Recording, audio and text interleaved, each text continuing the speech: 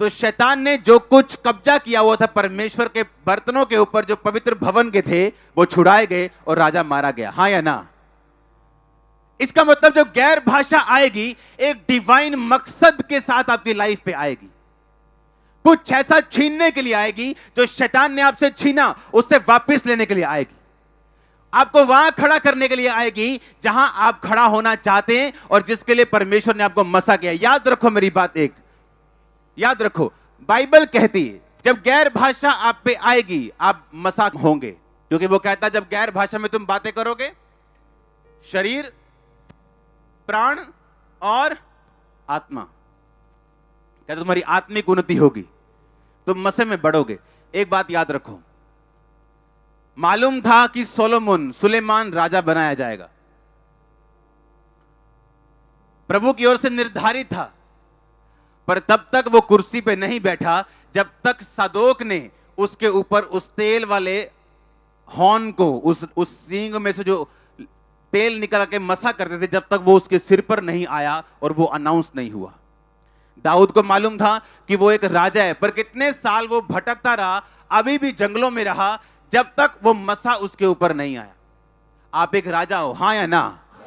पर याद रखो, आप तभी ऑपरेट कर सकते हो, आप तभी मैनिफेस्ट कर सकते हो, आप तभी काम कर सकते हो अगर आपकी लाइफ में अनॉइंटिंग है।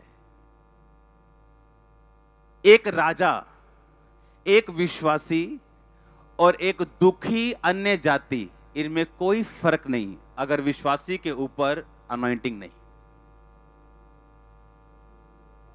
बस इतना ही फर्क है कि इसे मालूम है कि ये एक राजा होने के लिए मसा किया गया, पर वो प्रैक्टिकल तब पॉसिबल होगा जब उस राजे के लिए जो मसा चाहिए, जब वो इसकी लाइफ पे होगा।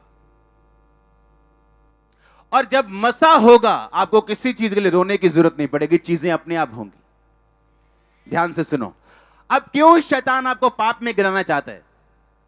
उसे मालूम है ये नाम का क्रिश्चियन, नाम का राजा होगा, जिस चीज से ये ऑपरेट होती, गाड़ी जिस तेल से चलती, मैं वो तेल ले लूंगा।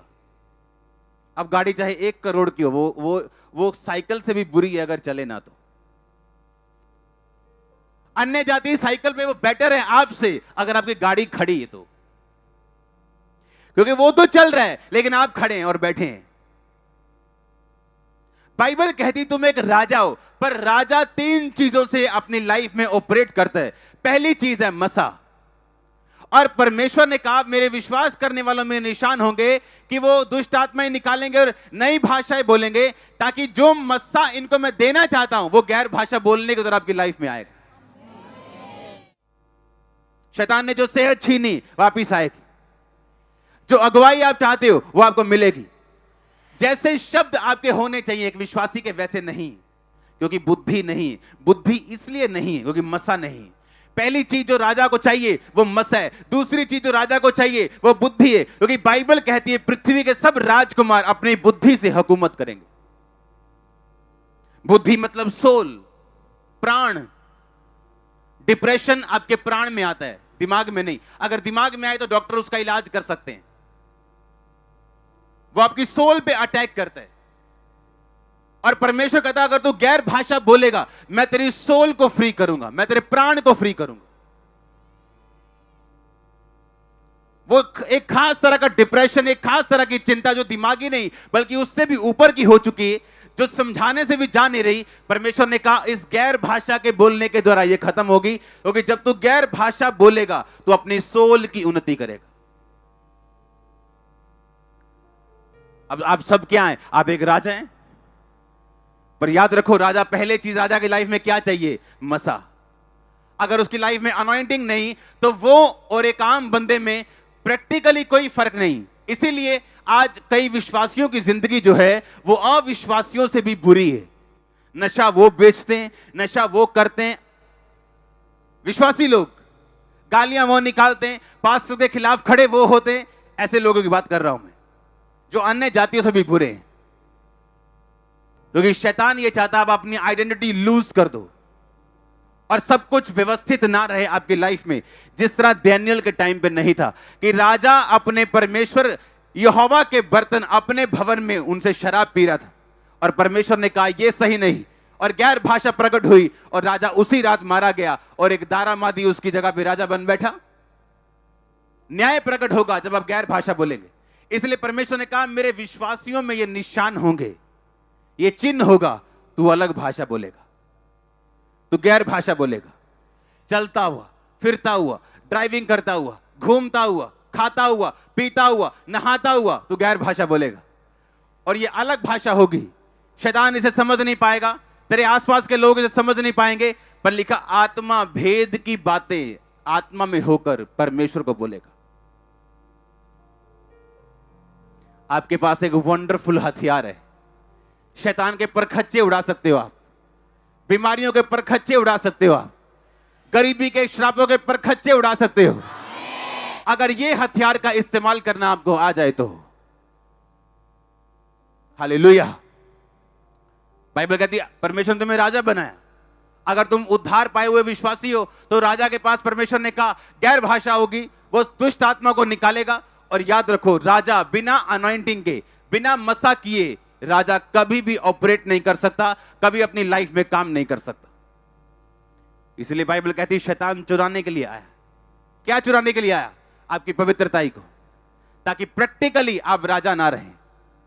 वो चुराने के लिए आया आपकी इंटेग्रिटी को, आपकी ईमानदारी को, आपकी वफादारी को, ताकि प्रैक्टिकली आप कभी भी राजा ना रहे।